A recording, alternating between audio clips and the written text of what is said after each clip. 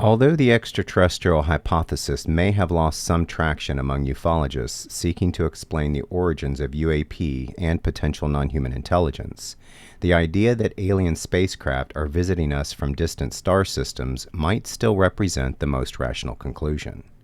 A technologically advanced civilization capable of interstellar travel aligns with common sense abductive reasoning when attempting to account for the phenomenon. While other origin theories have recently gained more attention, sometimes overshadowing what once seemed like the most straightforward answer, it's possible that early proponents of the ETH were in fact on the right track all along.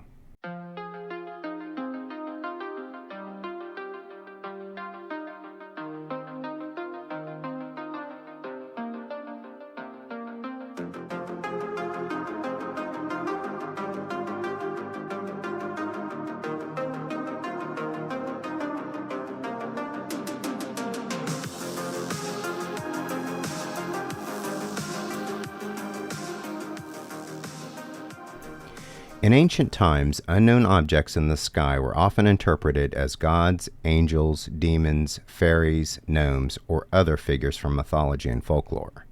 The same likely applied to any biological entities early civilizations may have encountered. While some of these historical descriptions may refer to the same phenomenon we witness today, the terminology used to describe them tends to shift with cultural context and evolving conceptions of reality. As our understanding of the universe expands, so too should our ability to interpret these experiences more accurately. Even if the ultimate answer remains beyond our reach, our best estimates, grounded in accumulated data and critical analysis, should bring us closer to the truth than ever before. As long as we avoid dogmatic certainty and remain open to revision, we can have confidence that our provisional conclusions may represent our closest approximation of reality. Nonetheless, some individuals who accept the possibility of a non-human intelligence still adhere to literal interpretations of ancient mythology, believing these entities to be actual gods, angels, or demons, often without applying any rational or logical methodology. Others take a more abstract approach, framing the phenomenon as interdimensional rather than supernatural, thereby replacing older notions of heaven and hell with modern interpretations involving alternate dimensions. While this may seem like progress, proponents of the extraterrestrial hypothesis often argue that the interdimensional hypothesis is similarly rooted in mythological thinking, simply rebranded for contemporary sensibilities. However, this criticism may not be entirely fair, especially given that theoretical physics does allow for the existence of higher dimensions. The key question is whether such dimensions, if they exist as such, are capable of producing or sustaining forms of intelligence. Advocates for the ETH also contend that framing the phenomenon in supernatural or mythological terms can hinder serious inquiry. It makes the topic more difficult to investigate scientifically and easier for skeptics to dismiss. After all, mainstream academics already struggle to accept the possibility of a scientifically grounded physical explanation involving non-human entities, let alone one that relies on concepts beyond the physical and outside the scope of quantifiable science. In Part 3 of the NHI Origin miniseries, I examine the extraterrestrial hypothesis and explore why the idea of an alien origin for UAP still deserves serious consideration.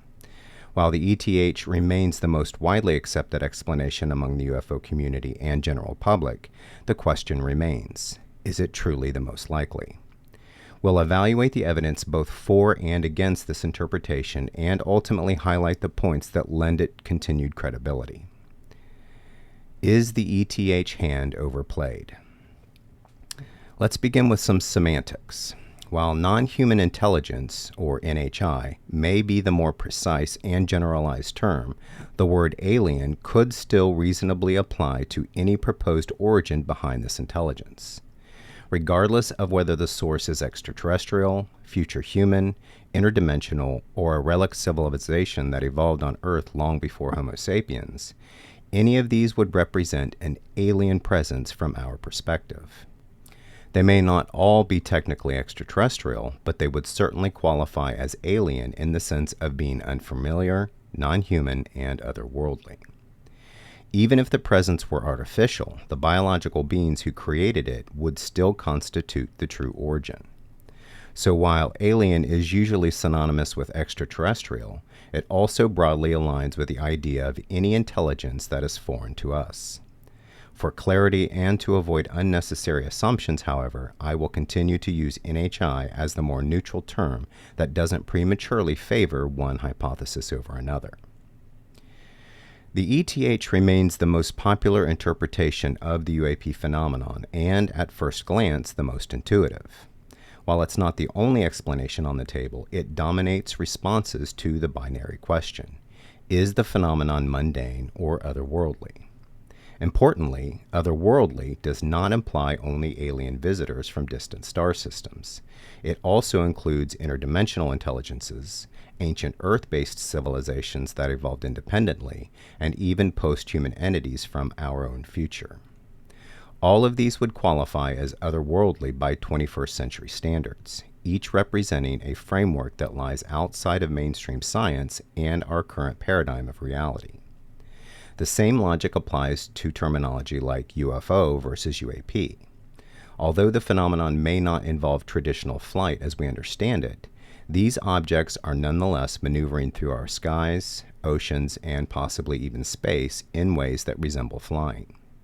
So despite the stigma or outdated associations, the continued use of UFO remains technically valid. Terms like alien or UFO may lack precision, but they're still accurate in general usage. However, as researchers and investigators, using modern terminology helps delineate specific origin theories more effectively. Precision matters when attempting to describe or analyze the phenomenon in scientific or philosophical terms, so adopting more accurate labels becomes essential for serious inquiry. That said, the ETH may not be the correct explanation for the phenomenon, despite its widespread support. In some areas, it offers a compelling fit for what we observe. In others, it struggles to explain the full range of behaviors, interactions, and high strangeness associated with UAP encounters.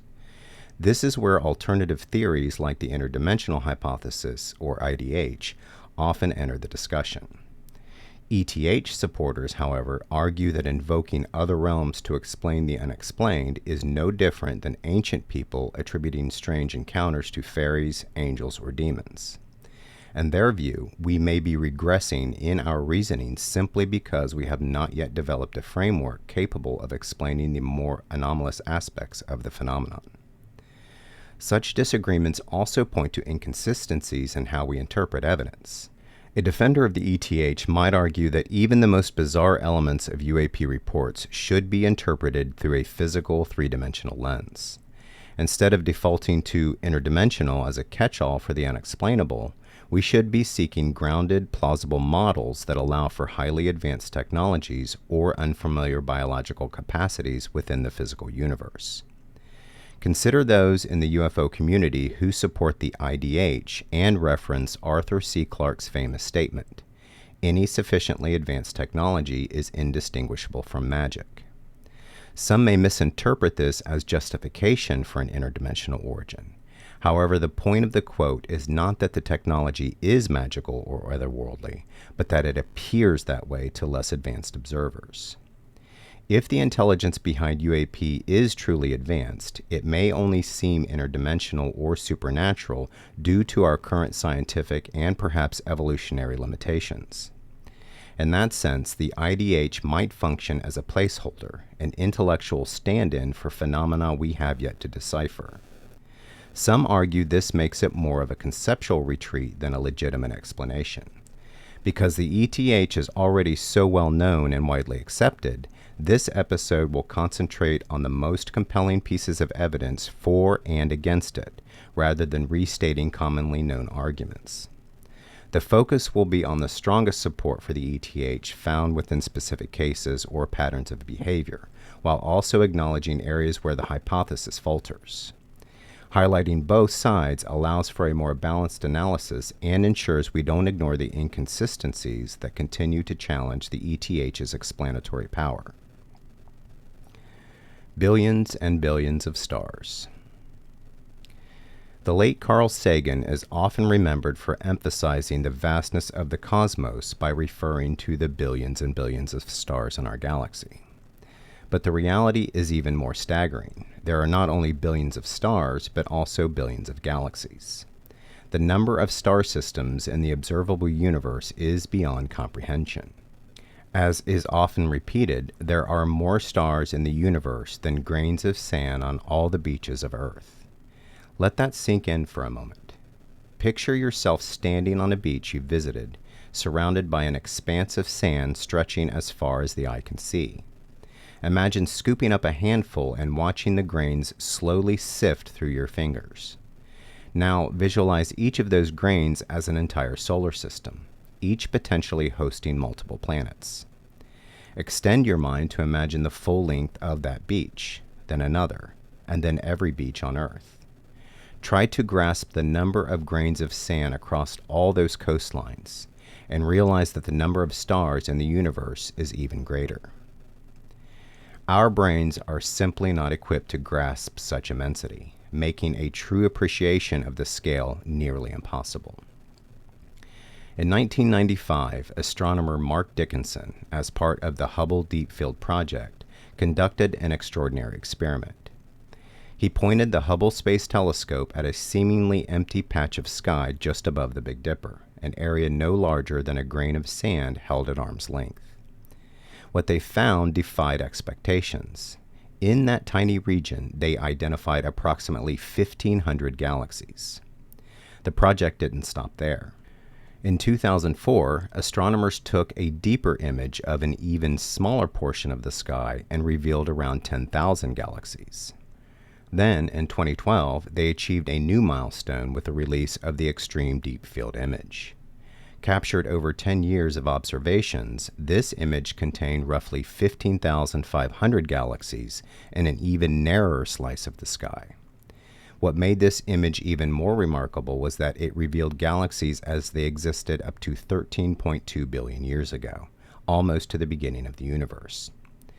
Based on such extrapolations, astronomers now estimate that there are around 200 billion galaxies in the observable universe, and some believe the actual number may be twice that. These observations underscore not only the immensity of the cosmos, but also the limitations of human imagination in the face of such scale. To suggest that Earth is the only planet capable of supporting even microbial life now seems like an outdated position. Increasingly, scientists acknowledge that the likelihood of primitive life existing elsewhere is overwhelmingly high, perhaps even within our own solar system. While this may seem like common sense today, it wasn't always the case. For much of modern scientific history, the idea of alien life, especially intelligent life, was relegated to the fringes of serious discussion. That began to change in 1992 when the first confirmed discovery of an exoplanet was announced. From that moment, the conversation about life beyond Earth began to shift from speculation to legitimate scientific inquiry. Extrasolar planets. The search for extrasolar planets, those beyond our solar system, has accelerated dramatically over the past few decades. Prior to 1992, astronomers lacked the tools to detect them. Jeff Marcy and Paul Butler's development of the radial velocity method, which detects a star's subtle wobble caused by the gravitational pull of an orbiting planet, had not yet been realized. When Marcy first began his search for extrasolar planets, the idea was met with skepticism by many astronomers, despite how logical the premise may have seemed. To be fair, science requires evidence, and at the time, none existed. However, the growing number of confirmed discoveries since 1992 has more than validated the effort. Today, we know that nearly every star likely hosts a planetary system. While deductive reasoning was not yet available to astronomers before these discoveries, non-academics were able to reach similar conclusions using abductive reasoning, or Bayesian inference. Even without a single data point, we could reasonably infer the existence of other solar systems simply by observing our own. The extrapolation of models based on what we already knew would have suggested a high probability that such systems were common. The next logical milestone was the discovery of Earth-like planets. While this assumption also faced resistance, the long-anticipated evidence finally arrived in 2014 with the discovery of Kepler 186f. Announced in April of that year, it became the first Earth-sized exoplanet found within the habitable zone of another star, a region where liquid water could potentially exist. This marked a significant step forward in the search for potentially life-supporting worlds. With this in mind, what might we reasonably predict next? Given the assumption that life exists elsewhere in the galaxy, it seems likely we will soon find indisputable evidence of microbial life on Earth-like planets, perhaps via indirect measurements of atmospheric biosignatures. Following that, we might eventually identify signs of intelligent life, perhaps through the detection of technosignatures, such as artificial atmospheric components or emissions observable via instruments like the James Webb Space Telescope. Given the apparent uniformity of natural laws across the cosmos and the adaptability of life on Earth, it seems increasingly likely that such discoveries are not just possible, but inevitable. While logical predictions and statistical models can't guarantee outcomes, non-scientists are afforded the flexibility to propose reasoned expectations, so long as they are supported by coherent models and sound probabilities. The next inference, however, takes us into distinctly more controversial territory. Even if scientists eventually confirm extraterrestrial technosignatures, indirect but compelling evidence of intelligent life, many will still hesitate to accept that such intelligence might resemble us. Skeptics often argue that it's unreasonable to assume alien beings would follow a humanoid form, given their likely biological differences. From this perspective, abductive reasoning based on human existence wouldn't apply to other evolutionary tracks shaped by entirely different environments and biochemistry. But this skepticism overlooks the concept of convergent evolution, the idea that similar environmental pressures can lead to similar biological outcomes across different species and ecosystems. If convergence is a common principle throughout the galaxy, then it's not implausible that intelligent beings might end up with features broadly similar to our own, particularly if such features are optimal for manipulating tools, building technology, and exploring space. This is a topic I will explore further shortly. Let's imagine, hypothetically, that scientists soon develop the capability to confirm the presence of technosignatures on a distant planet, signals so definitive that no other explanation remains. Would that serve as absolute proof of intelligent life? Or would some still insist that nothing is truly proven until we hold the physical DNA in our hands? Given how skeptics currently treat the ETH, it's likely some would continue to reject even the strongest circumstantial evidence, perhaps fearing the implications such confirmation might have on their worldview. Many who remain convinced that intelligence is exceedingly rare in the universe would be among those most resistant to accepting it, even in the face of compelling data. Some argue that projects like SETI were doomed from the start, essentially a search for a needle in a cosmic haystack. Criticisms range from the enormous search area to the assumption that extraterrestrial civilizations ever used radio signals to communicate in the first place. However, newer methods for detecting intelligent life show more promise. What once seemed like a far-fetched hope now appears increasingly plausible. If a technosignature were ever confirmed by the James Webb Telescope, it would suggest not only the existence of intelligent life, but also that such life is far more common than current scientific consensus typically allows. The odds of detecting such a signal during the narrow overlap of our own technological window and theirs are vanishingly small, yet not zero. This is why skeptics like Michael Shermer argue that the vastness of space and the immense timescales involved make contact with another civilization extremely unlikely, either for them to find us or for us to find them. The odds of our technological progress aligning at the same point in time, not to mention finding each other in the vastness of space within that window, would be extremely negligible. Still, any civilization advanced enough to detect intelligence at will would likely possess far superior technologies, possibly allowing them to explore or survey the galaxy long before we reach similar capabilities. The real challenge, of course, would be traveling the immense distances if they decided to investigate. Would they rely on conventional propulsion systems such as fuel-based engines? Or might they dispatch artificial probes, digital emissaries designed to endure the long timescales required for interstellar travel? This is where the concept of von Neumann machines comes in, self-replicating robotic probes sent out by an intelligent civilization. These machines wouldn't require proximity. Traveling at sublight speeds, they could survey the entire galaxy in roughly 100 million years, a mere blink compared to the galaxy's estimated age of 10 billion years. If the mission's goal was to identify planets hosting intelligent life, there would be ample time for follow-up missions by living explorers. This scenario only requires that such a civilization arose at least 100 million years before us, a modest assumption when viewed against the age of the galaxy. And if such a civilization possessed exotic or advanced means of travel far beyond what we understand, the journey could be completed in much less time. But what would these intelligences look like? Would they resemble us, or take on forms that defy all comparison? While the humanoid template is often seen as anthropocentric, it may not be entirely unrealistic. If convergent evolution is a reliable principle across the cosmos, then the humanoid form, featuring bilateral symmetry, upright posture, and manipulative limbs, might represent a functional standard for intelligent beings capable of building technology and exploring space. Other forms of intelligence may exist, of course, but they might lack the ability or inclination to explore. Even if the humanoid form is rare, it may still be the most likely one to reach out, to traverse the stars, or perhaps to be noticed by us in the first place. Inherent morphology.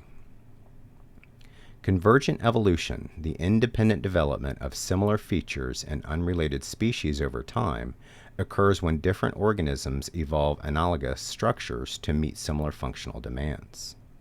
The fossil record offers many examples: wings in bats, birds, and insects, camera-like eyes in cephalopods such as octopi and invertebrates like humans, and the marsupial Tasmanian wolf compared to placental wolves. These organisms evolved independently yet developed comparable traits due to similar environmental pressures. Given these examples, is it so far-fetched to imagine that similar species may have evolved on other worlds throughout the galaxy? The basic humanoid model, bilateral symmetry, upright posture, manipulative limbs, may not only be common, but potentially ideal for any species capable of interstellar mobility. While countless forms of intelligent life may exist, a spacefaring species might require a certain functional morphology, one that includes features like upright locomotion and symmetrical design for balance and coordination. On Earth, unrelated species often converge on remarkably similar body plans when faced with comparable challenges. The streamlined shape of sharks, dolphins, and extinct ichthyosaurs, as well as the wings of bats, birds, and insects, all demonstrate nature's tendency to arrive at the same engineering solutions. Evolution is not a random process. It is shaped by the laws of physics, chemistry, and biological necessity. Technological advancement further narrows the range of successful body plans. Intelligence combined with tool use favors certain anatomical traits, regardless of the planet. Bilateral symmetry enables stable locomotion and an efficient nervous system. Forward-facing eyes provide depth perception, vital for targeting and manipulating tools. Dexterous limbs allow for precise interaction with the environment, while a concentrated sensory cluster positioned at the top, such as a head, allows for efficient scanning and environmental awareness. A moderate body size supports a large enough brain while maintaining metabolic efficiency. On Earth, species as diverse as octopi, raccoons, crows, and some insects exhibit combinations of high intelligence and fine motor control, suggesting that this pairing is evolutionarily advantageous for complex environmental interaction. In the context of space travel, the advantages of a humanoid form become even more apparent. In low-gravity environments, aboard spacecraft or on small celestial bodies, a flexible upright form with free limbs would provide practical benefits for mobility and manipulation. Visual acuity, manual dexterity, and locomotion would still be important. If evolution tends to favor functional design for intelligent tool-using organisms, then it stands to reason that humanoid forms might emerge across different planetary systems as a convergent outcome. The humanoid form, then, is not necessarily exceptional because it is ours. It is exceptional because it works. The physical constraints imposed by biomechanics, the demands of technological capability, and the principles of natural selection all seem to converge toward an optimal configuration for intelligent spacefaring life. It is therefore abductively reasonable to infer that at least some intelligent alien species, regardless of their homeworld, would resemble us in broad structural terms. Charles S. Cockle, in The Equations of Life, argues that universal physical laws tightly constrain the ways life can evolve, making the outcomes more predictable than we might expect. From atomic structure to fluid dynamics and gravitational force, these principles guide evolution toward practical, efficient solutions. Cockle notes that life elsewhere would likely feature carbon-based chemistry, use water as a solvent, evolve eyes for detecting light, and develop streamlined shapes for mobility, not because of coincidence, but because those are the only physically viable options. Zoologist Eric Kirschenbaum of the University of Cambridge supports this view, emphasizing that life across the cosmos is subject to the same natural laws. On Earth, flight evolved independently at least 4 times in unrelated lineages, underscoring nature's habit of arriving at similar solutions.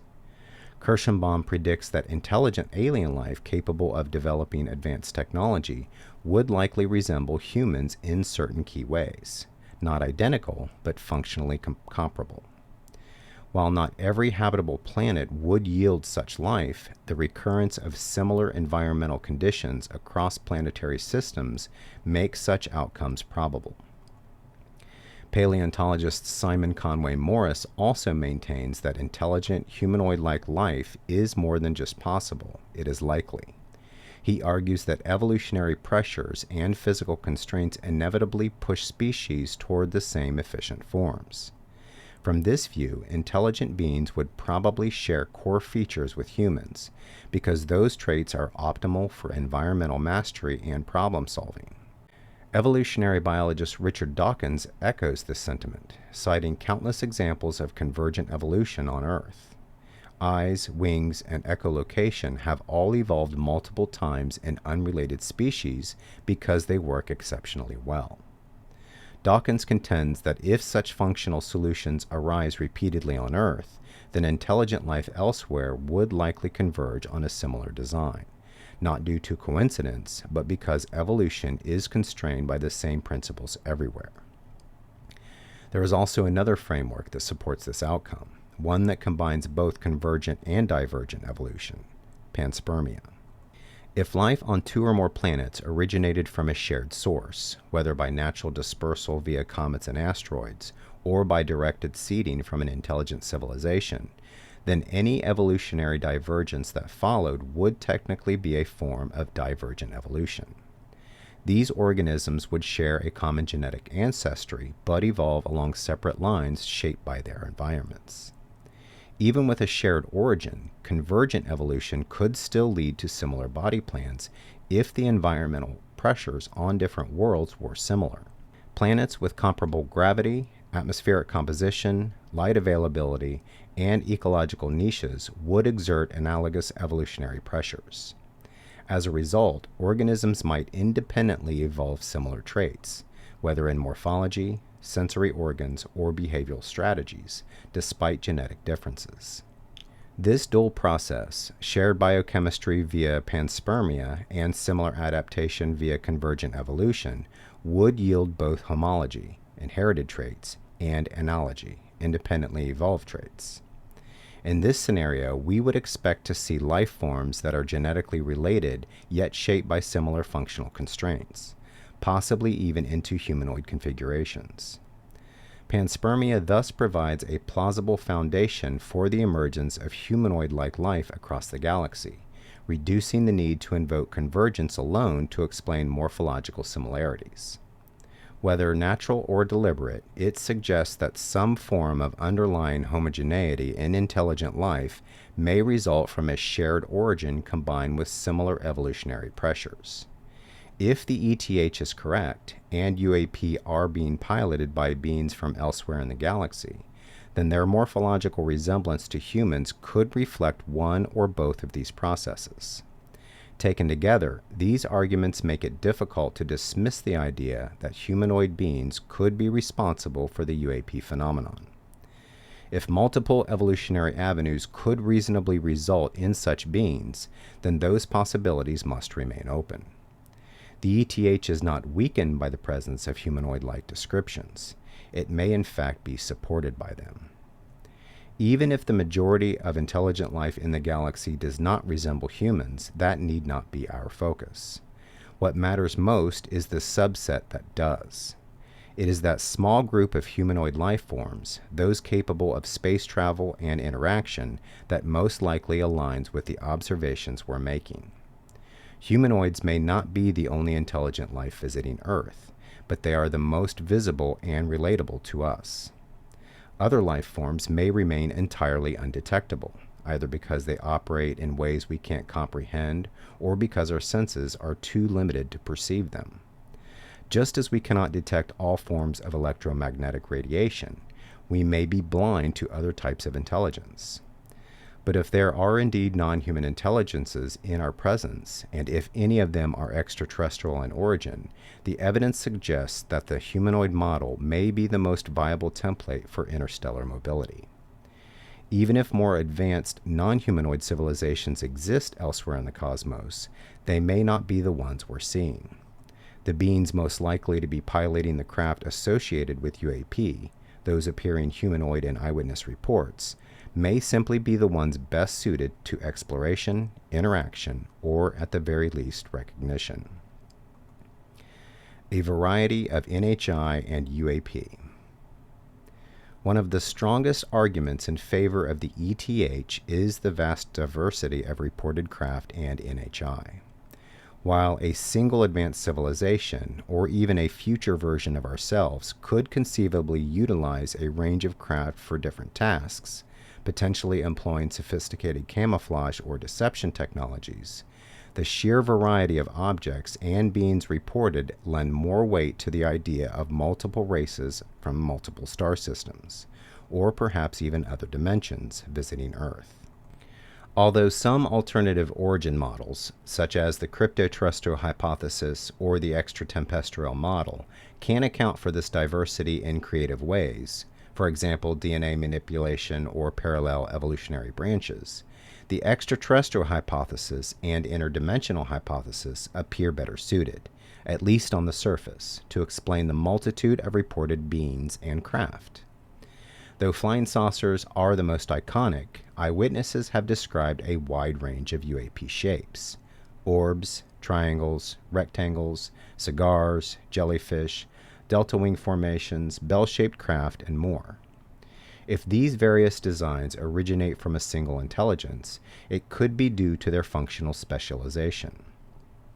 Some craft might serve as probes, some may be adapted for underwater exploration, others may be designed for abductions or biological sampling, and still others for observing or interfering with nuclear weapon systems.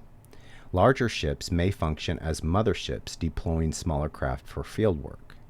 This range of design could, in theory, stem from one civilization with a complex technological suite, something that must be considered under the ETH regardless of how many species are actually involved. Where things become more difficult to explain under a single source model is in the diversity of reported beings.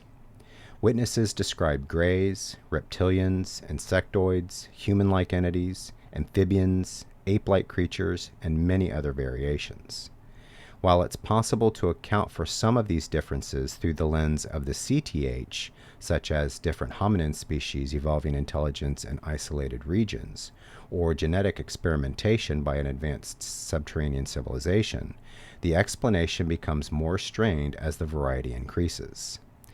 In contrast, if we accept that multiple extraterrestrial or interdimensional races are visiting Earth, the diversity makes more sense. The idea of multiple intelligent species from different star systems or higher dimensions offers a straightforward explanation for the range of physiologies described. Slight morphological differences might be explained by human time travelers from various future epochs. But when it comes to radically different anatomical structures, such as 3 fingers or non-human facial arrangements, that explanation falters. Cryptoterrestrial models might account for this through evolutionary divergence or deliberate genetic engineering, but the ETH remains more parsimonious when viewed from a straightforward, on-the-surface perspective.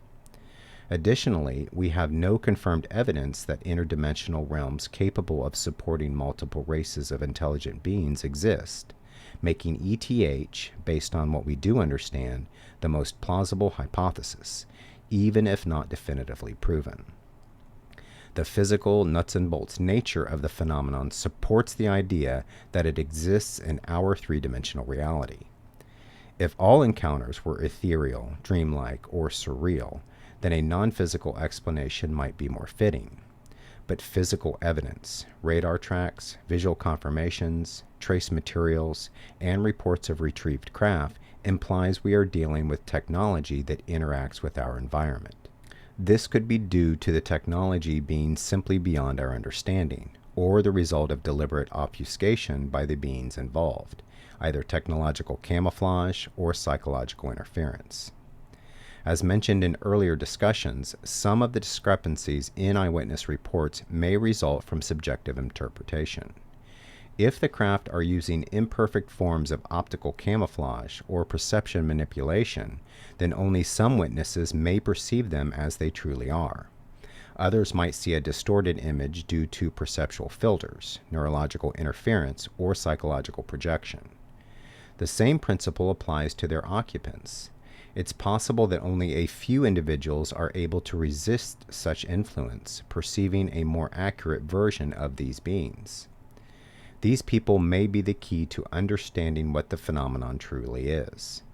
In contrast, those reporting high strangeness may be experiencing a distorted layer of the phenomenon, one that fuels interpretations involving vastly different NHIs from alternate dimensions or supernatural realms. If the diversity of craft and beings truly represents multiple civilizations, as seems to be the case, then either the ETH or IDH offers the most fitting explanation.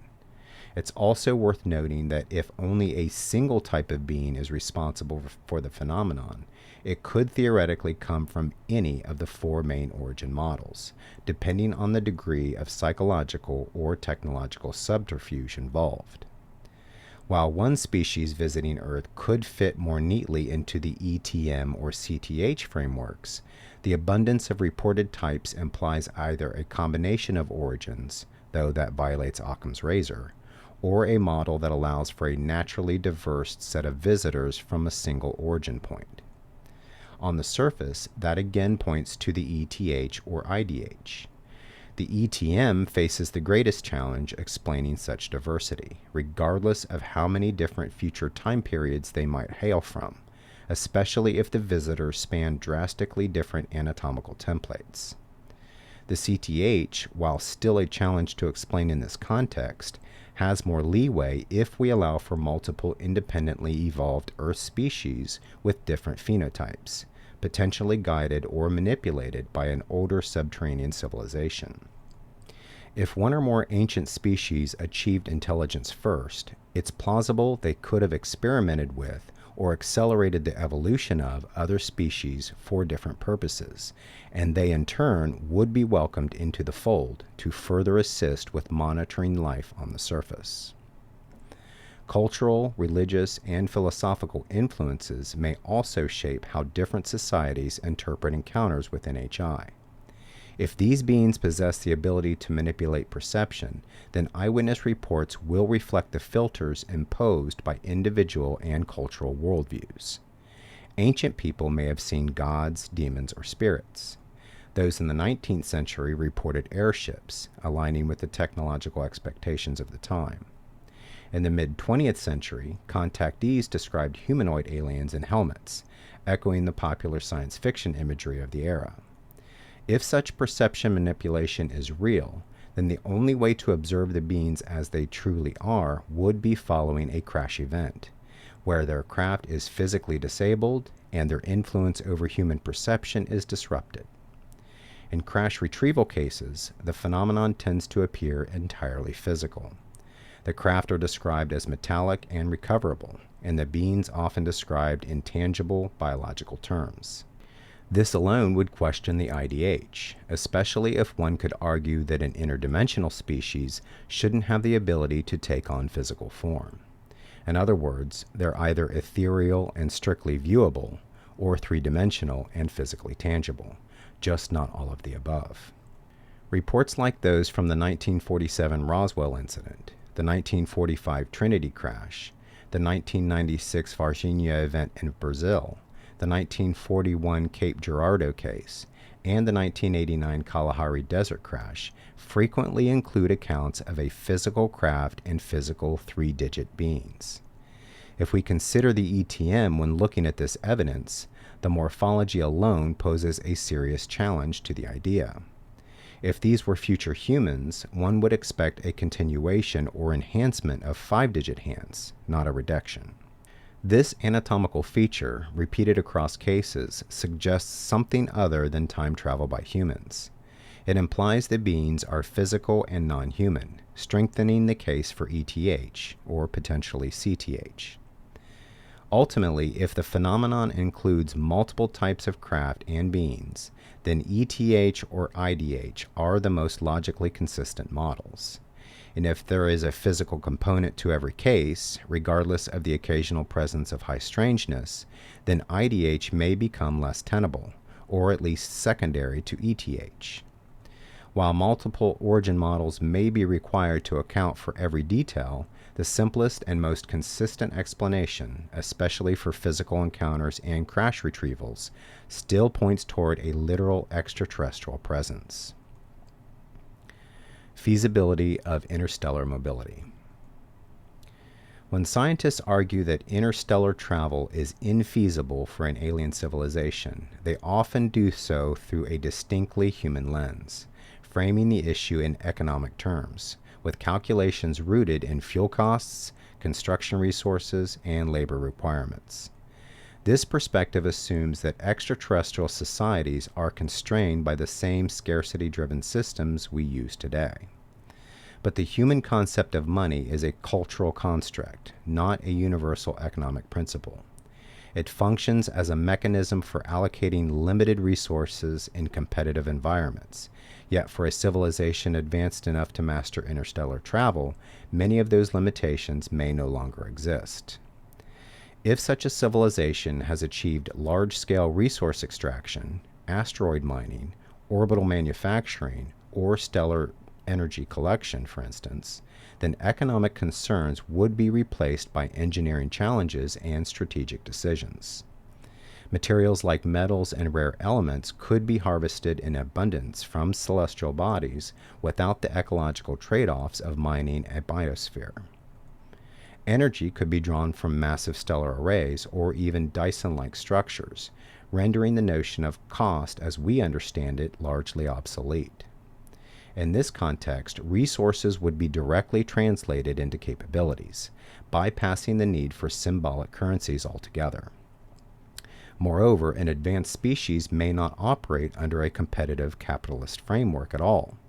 Their civilization might be structured around post-scarcity economics, automated systems, or entirely different motivations, such as exploration, survival, or knowledge acquisition.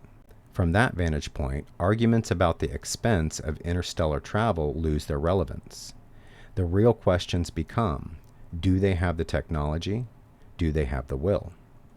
Another flawed argument often leveled against the ETH by scientists is based on the limitations of human rocketry. Critics assume that any advanced species would be limited by the same propulsion systems we use today. This view is shaped by a kind of academic inertia, defaulting to known, tested technologies and ignoring the potential for radical advancement. Because rockets, chemical, nuclear thermal, or nuclear pulse, are the only methods we've ever used to reach space, they are treated as the baseline for judging what is possible. But this is like assessing the feasibility of commercial aviation by referencing the Wright brothers' flyer. Fuel propulsion is inherently inefficient for long-range interstellar travel. The mass ratios, storage requirements, and energy needs render it impractical for distances measured in light years. Rockets may serve us well for planetary launches and in-system travel, but they are unlikely to be the method of choice for advanced civilization traversing interstellar space. Fortunately, alternatives to traditional rocketry already exist within the realm of serious scientific inquiry. Solar and laser sails, for example, harness photon pressure, either from sunlight or directed energy beams, to propel spacecraft without carrying fuel, potentially achieving significant fractions of light speed. This concept is central to the Breakthrough Starshot initiative. Fusion propulsion, which emulates the process that powers stars, offers both high efficiency and sustained thrust, as envisioned in conceptual missions like Project Daedalus and Icarus. Antimatter propulsion promises the highest theoretical energy yield, though practical hurdles in production and containment remain. Beamed power propulsion could supply energy from external sources, eliminating the need for vast onboard propellant. And the Bussard ramjet concept proposes collecting interstellar hydrogen for in-flight fusion, enabling continuous acceleration without carrying fuel. Even more speculative concepts lie beyond current engineering, ideas rooted in theoretical physics. The Alcubierre warp drive, for example, proposes contracting space ahead of a vessel and expanding it behind, allowing faster-than-light travel without violating relativity, though it would require exotic matter or negative energy. Wormholes, if they can be stabilized, could also offer shortcuts through space-time. Other fringe ideas, such as quantum tunneling, teleportation, or inertia manipulation, remain theoretical but challenge our assumptions about what is ultimately possible. When scientists reject the ETH based on rocket limitations, they are engaging in technological myopia, evaluating the potential of vastly older, more advanced civilizations through the lens of our earliest and most primitive methods. A species with even a few million years of technological head start would almost certainly have developed propulsion methods far beyond fueled thrust, many of which we've already theorized. In that light, dismissing the ETH on the basis of rocket impracticality isn't just conservative, it's outdated. Motives for interstellar mobility. People often attribute human-like motives to potential advanced civilizations, as though such beings would think and behave according to our logic and desires. This tendency toward anthropomorphism limits our imagination and hinders attempts to consider motives that might be entirely alien to us. Even if some extraterrestrial beings appear humanoid, their reasons for visiting Earth or exploring the galaxy at all could be completely foreign, beyond our current capacity to comprehend. Still, it's possible that some of their motives are relatable. Perhaps some of our assumptions about their intentions are accurate, while others are misguided, and many will likely remain unknowable due to the limitations of our understanding. If the ETH is correct, and at least some UAP are the result of NHI visitation, then the motives we can grasp may be the only ones that matter to us, especially if these beings operate within the same three-dimensional framework of reality. In that case, their intentions might be benign, hostile, indifferent, or a complex mix of all three, but at least partially accessible to us through reason and analogy. After all, we are at the very least a sentient species. One possibility is that they follow a principle akin to non-interference, similar to the Prime Directive from Star Trek. If humanity would likely develop a code of conduct when encountering less developed alien species, it stands to reason that more advanced civilizations might have already done so, whether stricter, looser, or similar to our own imagined version. But before examining how they treat us, we should first ask, why would a civilization explore the galaxy at all? While it may seem like a redundant question, it's worth considering. If they are anything like us, motives such as curiosity, discovery, expansion, and adventure are natural drivers. But even if they are nothing like us, it may still be that the impulse to explore one's environment, whether on a planetary or interstellar scale, is a universal trait of sentient life. As some have suggested, perhaps biological life is driven by the desire to understand itself, and in doing so, help the universe to understand itself.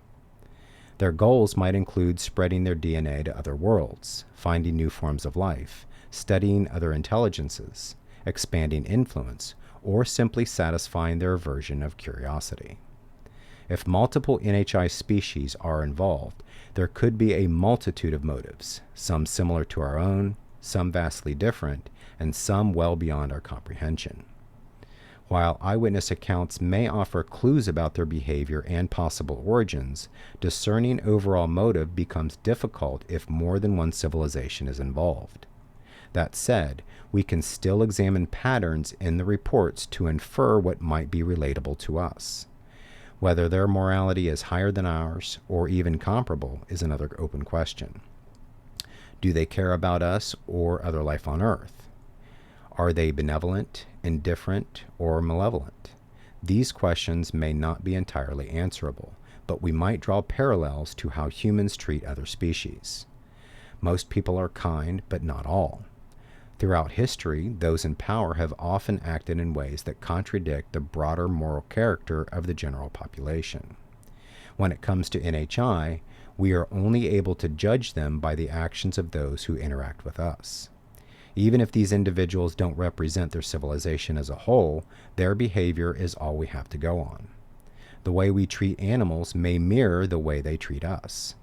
While we are self-aware, they may have a different standard for what constitutes intelligence or sentience. We tag, tranquilize, and study animals, often traumatizing them in the process, even when our intentions are positive. It could be argued that NHI do the same with us, conducting research or performing interventions they view as helpful, even if traumatic from our perspective. The fact that we do not fully understand their motives doesn't necessarily mean they are acting with malice. Ultimately, any claims about their intentions are speculative. While the nature of those motives would likely vary depending on their origin, this section focuses on potential motives for the ETH. Reports appear to support all possibilities: benevolent, indifferent, and hostile behavior. If there are multiple types of NHI, this diversity could reflect their varying intentions. Still, without clear data, it's impossible to make definitive moral judgments about them, and we may not even be in a position to evaluate their morality in the first place. For instance, humanity is generally peaceful, but capable of cruelty. We show affection towards some animals while hunting or farming others. If an animal had enough self-awareness to interpret our actions, it might view us as morally inconsistent or even malevolent. Given that humans don't need to consume meat to survive, an animal might question our moral standing if it understood our reasoning. But since animals can't fully comprehend our motives, we're likely in a similar position with respect to NHI.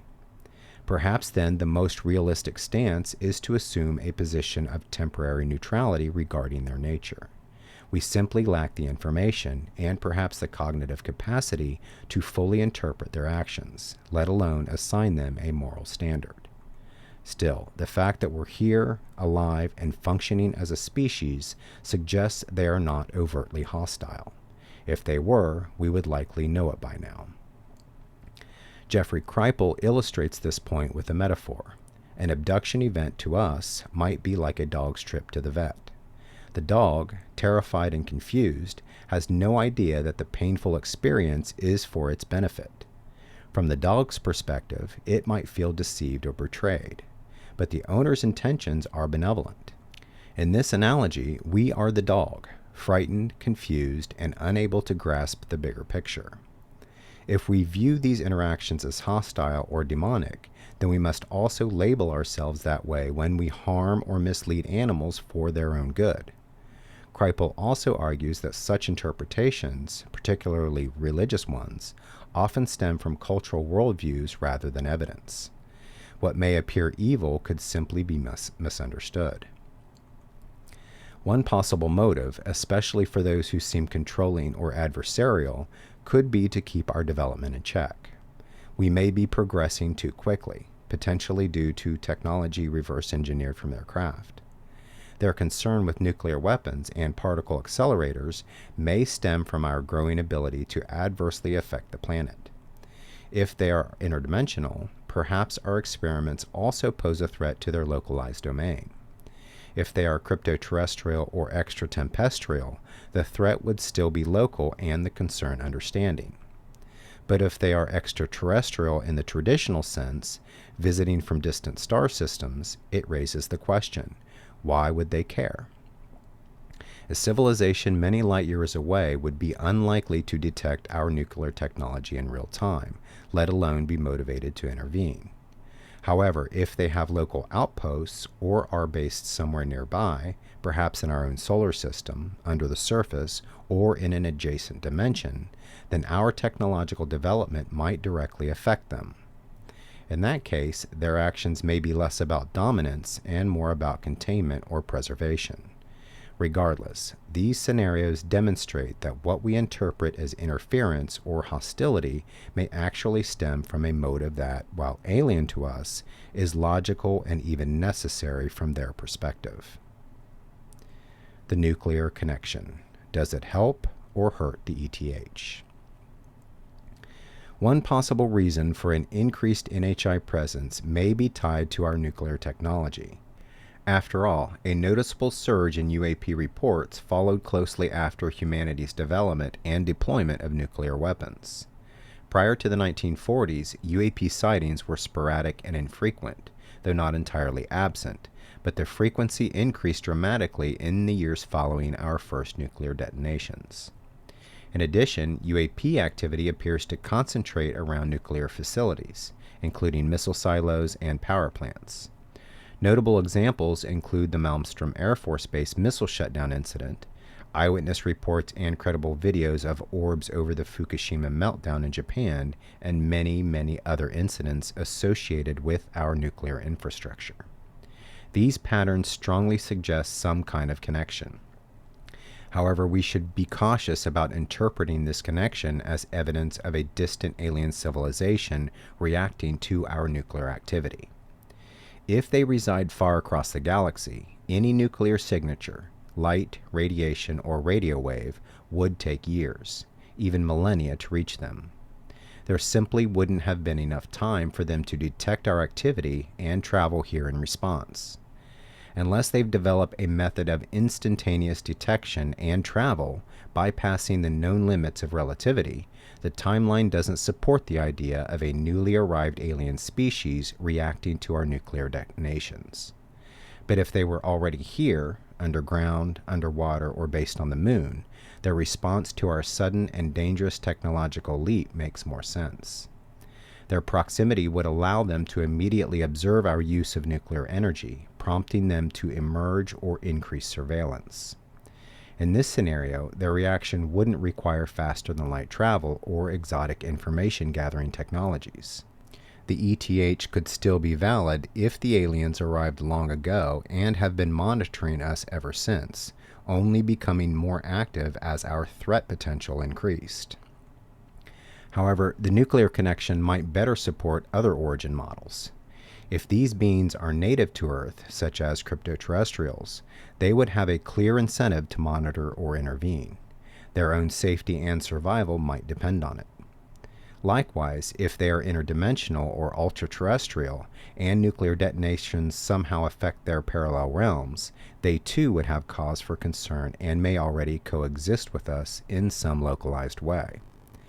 Even future humans returning to the past might be motivated to observe or mitigate the damage we inflict upon the timeline through nuclear experimentation.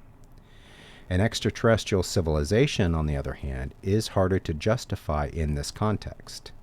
How would they know we detonated nuclear weapons in the first place? And what would be their motivation if our actions pose no threat to them? Unless they are very close by or equipped with exotic sensing and propulsion technologies, the ETH is more difficult to reconcile with the nuclear connection. For them to have arrived in direct response, two things would be required: a way to detect distant nuclear activity instantaneously, and a means to reach Earth without delay. These are not just technical challenges, they represent what I call foundational unknowns. A foundational unknown refers to a principle or capability that challenges our basic understanding of physics or the nature of reality itself, such as manipulating time, traveling faster than light, or traversing dimensions. In contrast, a contingent unknown is based on mechanisms we already accept, such as evolutionary processes or technological progress. Contingent unknowns are extrapolations. Foundational ones are paradigm shifts. All four main origin models, ETH, IDH, ETM, and CTH, carry some mix of contingent and foundational unknowns.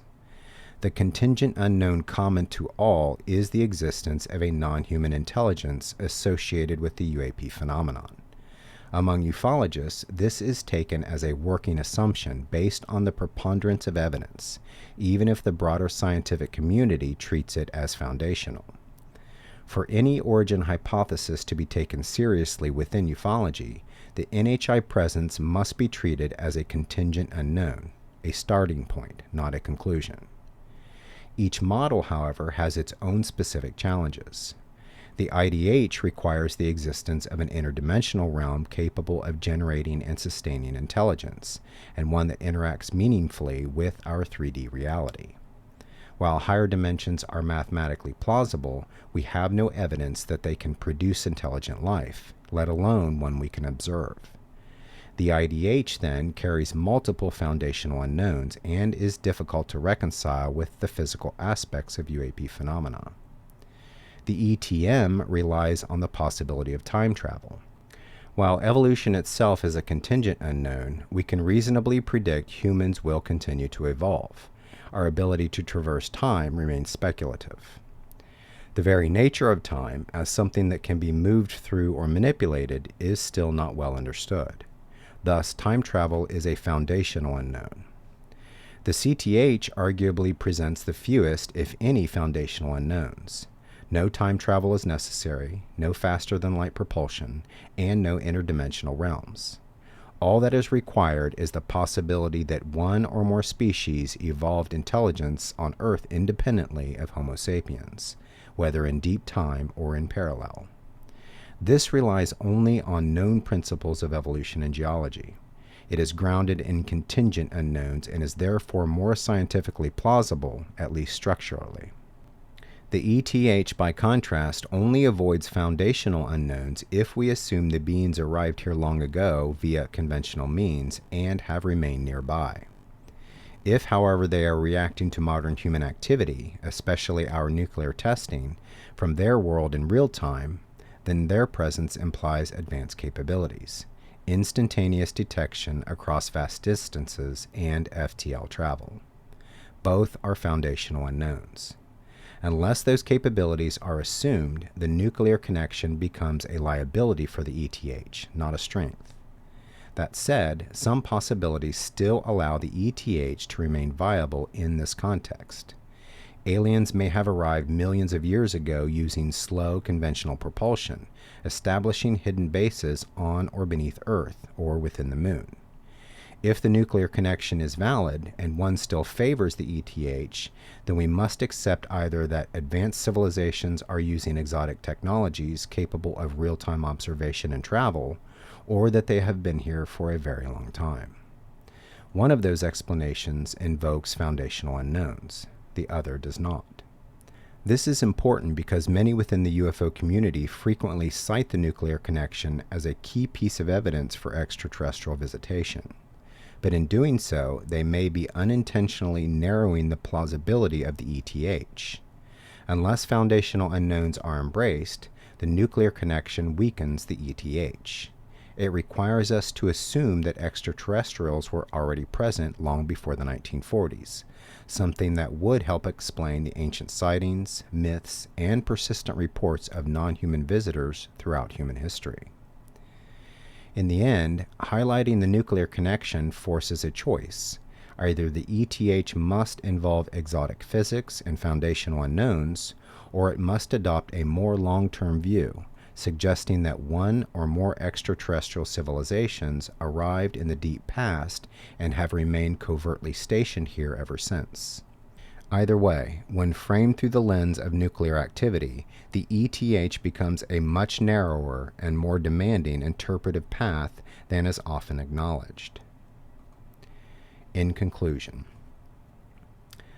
although the ETH has faced increased skepticism in recent years by the UFO community, it remains a strong contender for explaining the UAP phenomenon. Perhaps our earliest modern assumptions were right all along, that these beings are simply alien visitors from one or more distant star systems. If that's the case, then the most pressing questions become, how did they find us? What do they want with us? And could they somehow be our progenitors? Is it possible they brought us here, or perhaps intervened in Earth's evolutionary processes to accelerate the emergence of intelligent life? This might even explain reports of underground alien domains or alleged structures on the moon, which would serve as perfect vantage points for observation or experimentation. Alternatively, certain elements of the phenomenon, particularly those revealed through eyewitness accounts, suggest a more localized origin. Their apparent connection to nuclear events in the 1940s raises the possibility that they are not arriving from light years away, but instead emerging from nearby. This could point to future humans returning to their past, a parallel civilization from another dimension semi-local to Earth, or an ancient intelligence native to Earth that evolved long before us. The sheer variety of reported craft, the diversity of non-human entities described, and consistent testimonies from abductees and experiencers all serve as some of the most supportive evidence for the ETH. And yet many of those same points of evidence could also support the IDH. The challenge with the IDH, however, is that it relies on a foundational unknown, the existence of a dimension or realm we currently have no empirical evidence for. That said, so too does FTL travel, depending on how it's conceptualized. Still, FTL mobility is not a necessary component of the ETH if we assume that extraterrestrials arrived millions of years ago and have since established permanent bases underground, underwater, or on the moon. In that scenario, no foundational unknown is required. This leads us naturally into the next major origin possibility, the interdimensional hypothesis, which will be the focus in part 4 of the NHI Origins miniseries. After that, I'll wrap up the series with the final installment, the NHI Origin likelihood chart. Using a structured grading system that evaluates the strengths of each origin theory based on weighted evidence and philosophical reasoning, the chart will attempt to determine which scenario is most likely to be true. So be sure to join me in the next episode coming out next month. Until then, take care everyone.